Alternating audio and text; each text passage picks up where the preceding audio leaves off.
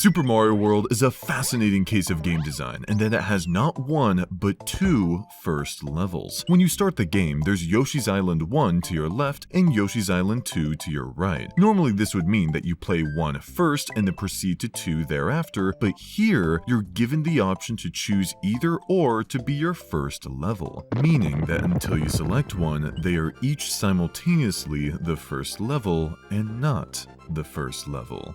Welcome to the Schrodinger's tutorial.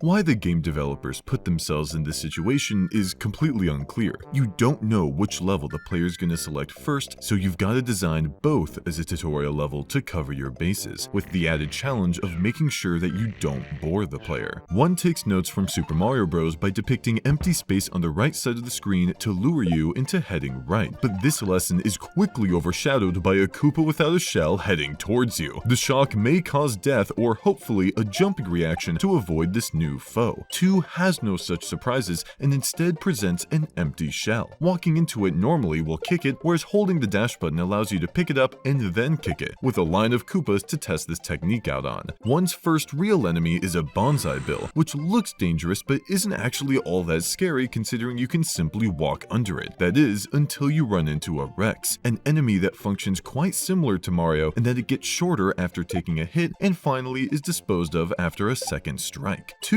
introduces blocks for you to hit in safe areas. There aren't any enemies around and you're free to jump to your heart's content gathering coins. So far, there's a clear difference in tension between the 2 levels. 1 is content with placing you in high stress situations right off the bat, whereas 2 is rather lax and presents 0 challenges through its beginning portion. Since both levels are acting like tutorials, they're each teaching you about starter aspects of the game, albeit ones that are different from one another but equally relevant. Take 1's question mark block here for example. It contains a power-up, which is great to know, whereas 2's here only contains coins. The same lesson of hitting question mark blocks for goods is learned, but with a different reward and a different accompanying situation: tense versus relaxed. A similar approach is made with background platforms, where 1 has more difficult slanted platforms and 2 has easy to land on flat platforms. But we're about to get into where their similarities diverge, since 2 throws in a twist.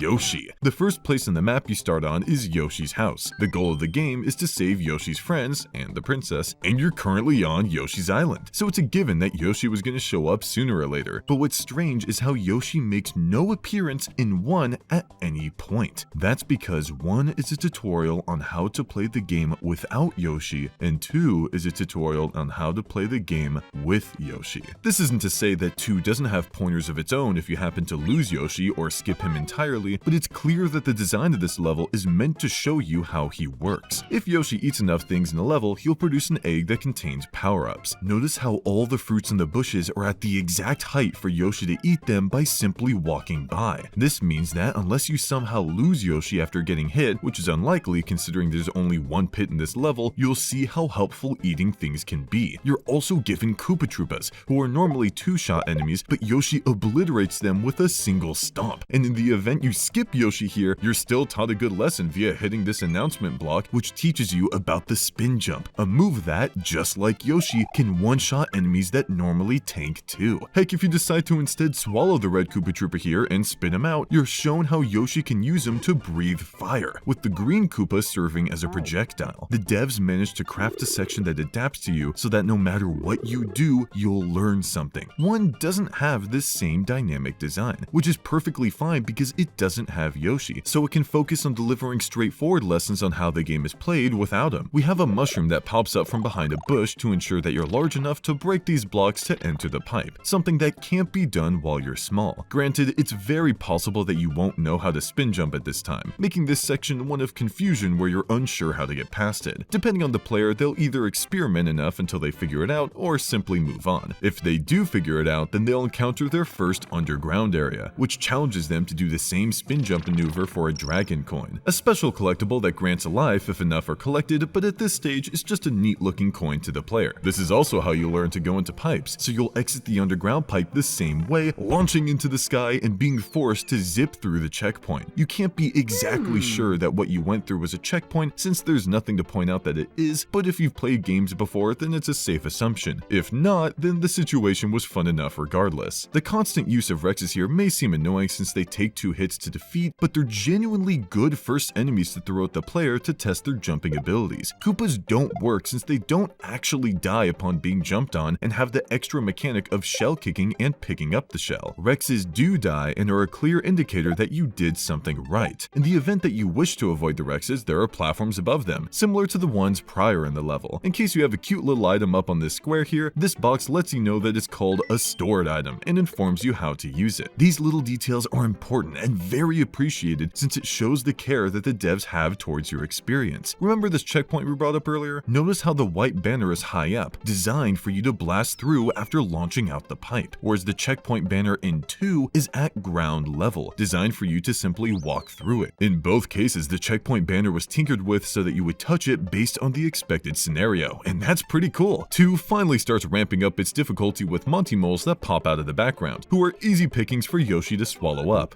Wait, swallow? Yeah, so apparently Yoshi can actually swallow his enemies whole just like the fruits instead of having to spit them out like we saw earlier with the Koopas. That's kinda wacky, but nonetheless makes you want to eat them up as much as possible. If you get really curious, then you might hit these blocks to produce a vine. Unfortunately, you'll discover that Yoshi can't climb vines, so you're left fumbling with your controller trying to figure out how to hop off Yoshi so that you can go collect your goods. And like a faithful companion, Yoshi's awaiting your return. This area has floating question mark blocks with some carryable blocks at ground level. If you're on Yoshi, then you'll discover that he can't eat these, so you might opt in for messing with them as Mario. If you experiment enough, you'll find that you can pick them up, toss them to the side, and even better, launch them directly upwards. It's pretty clear that this was the challenge of the place, but it's not the only way to do it. If you hop on your pal Yoshi, jump with him, and then leap off of him while in the air, then you'll gain some incredible height, enough to hit the blocks up above. 1 actually teaches this same lesson of picking up objects and throwing them up, albeit in a more straightforward way considering it tells you in text via this message block. If you succeed at hitting the stationary block above, then a 1-up pops out. You hurry along to follow it, narrowly trying to avoid a ground level bonsai bill. The first ones you encountered were a little higher, letting your short stature do the work for you, but here they're directly at your height, requiring you to either jump over them or duck down into this hole. Either way, you can grab your 1-up and move on to this question mark block, where if you're big will be your first introduction to the fire flower. This fire spewing ability one-shots most enemies, even the Rex that you've been shown can normally take 2 hits, further emphasizing the importance of exploration and avoiding damage so that you can stay powerful. All this fun may come to an end with this bonsai bill, however, since the fireballs ping off of it like it's no big deal. Guess not all enemies are affected by them, huh? But no matter, there's a platform above you that you can use to avoid the bonsai bill. It's now that we've reached the end of both 1 and 2, with each level depicting a similar ending. A charge and chuck guarding the goal. 1, true to its roots, provides a straightforward challenge without asking much else. 2 grants a similar challenge but with an optional reward via the P-switch. Dropping this thing and hitting it will cause all the coins to turn into blocks. This will undoubtedly spark confusion your first go around since you just turned the joyful coins you've been collecting into run-of-the-mill blocks that you simply stand on. Your first assumption will likely be that they exist to help you avoid the charge and chuck down below, and while they definitely do help with that, they also assist you in hitting the goal banner at its highest, netting you more points towards the bonus game. This is something you won't know to do on your first go around, but it's definitely something you'll realize looking back on it should you choose to replay the level at any point in the future. Why the devs put themselves in this situation where you, the player, choose which level is your first is ultimately unknown, but we can make a pretty solid guess that it probably comes down to choice. In this game, you choose whether or not you want to play with Yoshi, how you beat these dynamic challenges, and whether or not you explore the level to its fullest. This feeling of autonomy and that your choices matter is one that the devs wanted to prioritize, and it's one that they succeed in delivering from the very moment you press start and see that splitting path, where until you select one of the 2 levels before you, they are both simultaneously the tutorial level and not the tutorial level.